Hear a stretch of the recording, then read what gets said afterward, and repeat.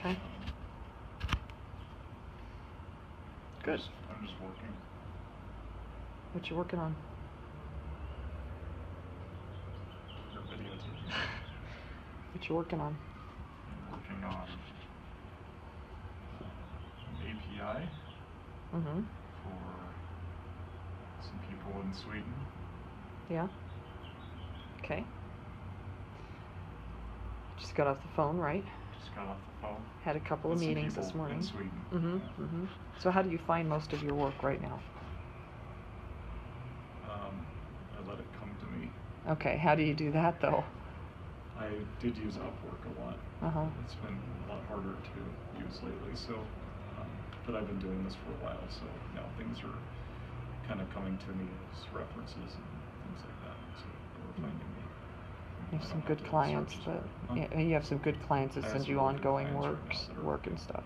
But you still do reach out to people through Upwork from time to time. I do. And through what's the other site that you use? I'm not using any other sites right now. Oh, you're because not? They're all pretty bad. So it's Yeah. it was called Outsource, and then they changed the name to Remote, and it's a real like Kind bad of, place. yeah. Yeah. Yeah. So I use LinkedIn, and then I use my blog, Mm-hmm. township.com blog. People find me through that Right. regularly. They'll find me. I mean, my Upwork profile, I keep it up to date because people find me there, and then Mm-hmm. they contact me outside of the platform, sometimes inside of the platform. Mm-hmm. Okay. Okay. So, as an introductory vlog post, it's just kind of introducing everybody to what you're doing.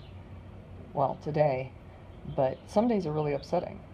Yeah. So maybe we'll try and get some of that too. Yeah, let's It's film not. another It's day not. where I'm Yeah. upset. That sounds awesome. Yeah. It's not. It's not easy. I mean, it's not easy to freelance like this. No, it's a lot of work. Today's an okay day. You got some more work from a good client. Right. Had a couple of meetings with some good clients, but Right. Today's fine because yeah. the people that I'm working for are nice enough and Yeah. easy to work with. But there's things like disputes where people file disputes. They don't feel like you did the work, so they Right. and they want their money back. And with the guy right now too. There's the guy he emailed me this morning. He goes, I didn't hear from you. What's up? Or something like that. mm-hmm, yeah, right, where they're off the radar, and then all of a sudden they come back and they're like, "Where are you? I want my work right now." Well, he was probably started drinking on Friday afternoon.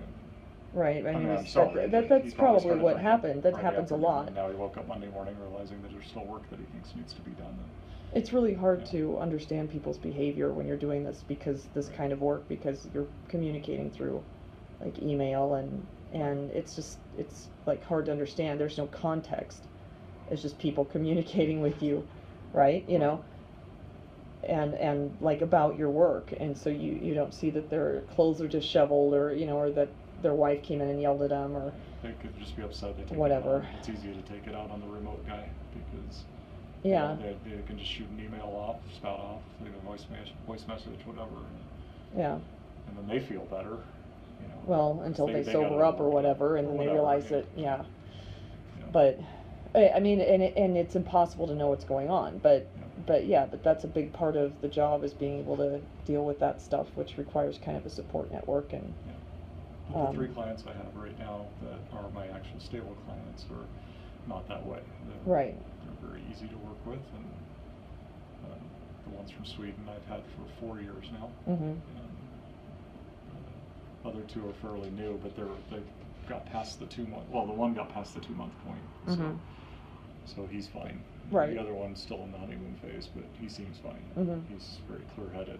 It's been very, very easy. Mm-hmm. Everything just makes sense, and Yeah, you communicate, and they communicate back, yeah. and you say words, they say words back to you, and that sort of thing. And it all lines up, and there's no the dots connect, yeah.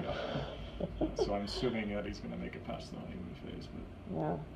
But we always, I mean, you're always working when we travel. When we're always. Traveling, you're always working, like at least 40 hours a week usually. Although we're trying to actually cut back on that right now. Yeah. And 40's fine. 40's fine. 40's yeah. great. Yeah. Yeah. Sometimes, I mean, up to 80 to 100 hours. Sometimes even while we're traveling, because it's really hard to moderate the number of hours. Say I'm working 40 hours, you can't do that when you're a freelancer. If people send you 60 hours worth of work, you have to do that amount of work if you want to keep those clients. Exactly. And if you only have 20, then you got to deal with that too. Right. Yeah. Which, yeah, is something that's kind of, it takes some practice. And we're still not very good at No. it. In fact, I like to just take it all. Yeah. Yeah, which Because really, I'm, it's always enough to afraid ruin that your I may life. not have any next week or whatever. Right. So, Right, because you perpetually feel right. like you might not have any, so you better take all that, comes to you. And sometimes you don't have any. Yeah. So. Yeah, and that's a reality of it. Yeah. But that's where, about a year or so, I've been working on just being at peace with the ups and downs of freelancing. And that's something that I've been working on internally. That it's not like having a regular job. And, Yeah. you have times where you're super busy, and you have times when you're not busy at all. And just accept that, and at the times when you're not busy, to go live your life during those times, because you might as well go see the Pope in Rome. Yeah. During those But times. accepting that the ups and downs has to do in part with not having debt. Yeah. And not being not having so many bills, and where you're so encumbered by the cost of living that you can't, That's true. you can't weather those times, and you don't. I mean, that's a big part of it, for sure. Yeah. But what we're working on is where we are a little more chilled out about it. Yes. And we go see the Pope in Rome, Yes. Which we've already done. But not having debt, not having a house payment, not having a car payment, all that stuff definitely plays into being able to be more laid back on the whole thing. God, yes. Yeah. It costs something to be alive, but not, it costs a lot in the United States. It costs less in other places. Yeah. So, yeah. Anyways, okay, well, I'll let you get back to work then. Thanks, honey.